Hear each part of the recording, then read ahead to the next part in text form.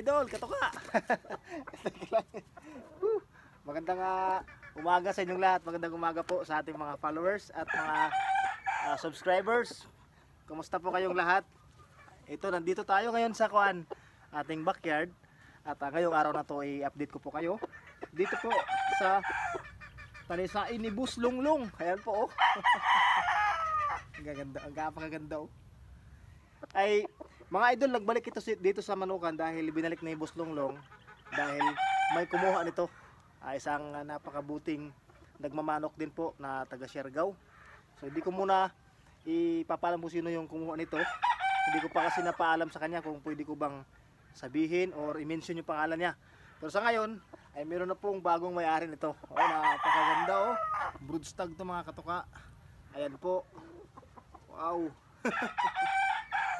Bukod sa maganda po ito mga idol, hindi sa pagmamayabang, nasubukan na namin tong alam nyo na, maayos po maglaro. At saka napaka dami kong magbigay ng paa.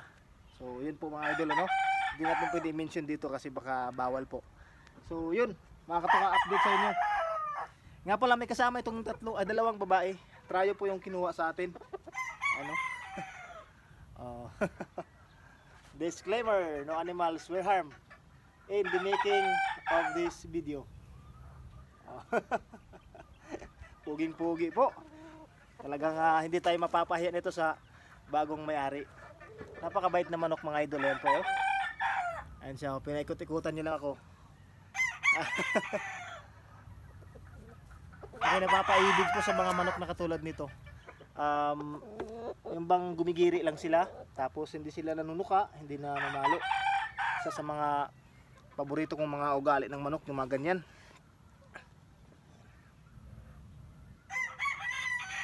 Doon naman po sa mga manok na mga man-fighter or yung nanunuka, nanghahabol, maayos din po yung mga ganon. Pero lang, yun nga, hindi natin sila madalas nahawakan kasi kuan ba, siyempre masakit naman kung tayo natutuka palagi. Tsaka nagkakaroon tayo ng piklat. Dito sa kamay oh. Yan mga piklat ko. Pero super ngayon, yung manok ko dito na nanunuka na lang is yung talisain na lang na nandoon. Tara, puntahan nyo. Punta natin. Ito na lang yung manok ko dito na nanunuka. Ito. Matanda na ito mga katuka. Yung mukha niya, yung mata niya. Kuha na, yung mata niya parang blurred na po siya. Yung bang sa matanda na talaga. Yan po siya oh. Pero nakakakita pa rin to kahit 11 years old nito. Yun nga lang, parang kuha na talaga yung kanyang eyeball ba. Yung dilaw na nakapaligid sa kanyang eyeball, blurred. Kuha na, parang blurred ba blurred. Iwan ko kung ano sa Tagalog yung blurred. Parang malabo. Yan. Ang hirap ng Tagalog mga katoka, it's very hard. So yun mga idol oh. Ito bukas, i-update ko kayo dito bukas. Tignan nyo, may changes sa kanyang palong oh, yan oh. Bukas na lang na vlog. Okay. So ito yung aking lemon over milsims. Bukas i-update ko kayo dito kung bakit ko to tinanggalan. At para malaman nyo po yung kung ano yung simpleng tips ko doon sa mga nukis natin na mayroong mga palong pa. Ito oh. Pumupurma na oh. Ayan, pumupurma na dati. Kuwan pa to. Mailap. Ngayon medyo ano, may kuwan na siya. Parang may postura na siya kung maglakad oh. Oh. Oh, ayan oh. Uy, parang gumigiri ka na ha. Ayan oh. Ayan oh. Ayos oh. Wow. Ayan. Siguro magaling tumakatoka. Maayos to magbigay ng paa. Pero hindi ko pa ito nasubukan. Kasi medyo bata pa talaga, 5 months. Nga pala sa mga nagtatanong po sa akin kung anong edad ako nag-exercise. Exercise na lang yung ating term sa ganyan. So nag-exercise sa aking mga alagang manok. So depende po sa kanila. Meron kasing early mature. Minsan may mga pagkakataon ba na 6 months old in-exercise ko na sila. Minsan 5 months old or minsan 7 months old. So depende po sa kanila. Ay minsan kailangan din po natin silang subukan ba or alamin natin kung ano yung kanilang mga ability pagdating po sa gameness, pagdating po sa focus dito sa kanilang exercise, para malaman natin kung hanggang saan yung kanilang tapang. Yun yung ating purpose doon. Yan po. Ang gandang manok to. Ito hindi to katangkaran. Katamtaman lamang po yan. Medium station lang po yan. Ano, pero grabe yung purma niya oh. Lumayo siya nung nilapitan ng camera. Ayan mga katuka, no? Yung update po sa inyo. Nga pala, makalimutan ko, shoutout po sa inyong lahat, sa mga nagpapa-shoutout. Next vlog na lang siguro kasi di ako nakapag sulat pa ng mga nagpapa-shoutout dyan mga idol. Sa ngayon, yung tandaan ko lang po na nagpapa-shoutout sa akin, yung aking babatiin lamang muna sa ngayon. So, binabati ko lahat ng mga kaibigan ko pong vlogger. Ay, kumusta po kayong lahat mga idol? At doon sa mga expo na nasalihan nyo po, congratulations mga kaibigan. At napaka-successful na mga pinuntahan yung mga expo. So yun mga katuka, no? Ito malapit na dito natin magamit yung ating mga baby po, ay mga pullets ito, pullets. Ito 5 months na po ito, 5 months. Yan, napakaganda, golden boy po, golden boy ano. Golden boy sweater. Ito naman, yung malatuba oh. Ayay ka.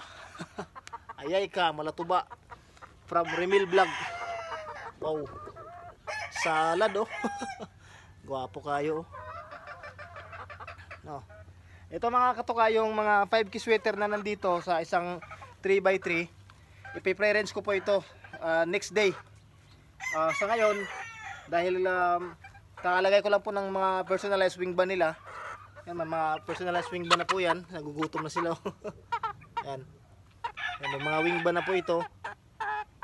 Para medyo hindi pa sila stress ba. Kung ilalagay ko sila sa lupa or I mean sa i-pre-range ko po sila. Tapos kakakabit lang ng wing ban. Baka po sakaling ma-stress sila ay mapalo ng iba. So delikado po para sa kanila. Sinasanay ko muna na parang masanay sila na meron silang wing ban, saka ko pa sila i-pre-range. Next day or next week siguro mga katuka, pwede na po itong i-pre-range. So pag ganitong mga edad po, sa mga magtatanong naman kung anong edad ako naglalagay ng wing band, mas akin prefer ko po 3 months old. Mas makapal na po yung kanilang wing web.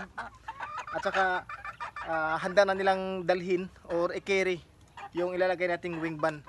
Kasi kung yung mga 1 month old, depende naman po mga idol ano, magkakaiba tayo ng pamamaraan. Kung sa inyo mas komportable kayo kung 1 month old or 2 months old, ayos din naman po, kayo po yung nakakaalam. Sa akin 3 months bago ako maglagay ng wing ban. Kasi din yung purpose ko din 3 months, kumbaga ibang masasabi natin na matatag na sila ba, hindi na sila basta-basta nagkakasakit. Sayang po kasi kung maglagay ako ng wing ban 1 month old or 2 months old, baka sakaling mag-evaporate. Sayang po yung nilagay nating wing ban. Ito, makakasurvive na itong mga ganitong edad at laki. Ayan. Kaya 3 months para sa akin. Ayun mga katuka, no? Nagip ng camera yung aking si Matmat. Oh.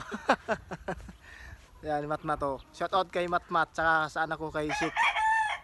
Nag-antay sila na matapos ako mag-vlog para maglaro sila dito sa labas.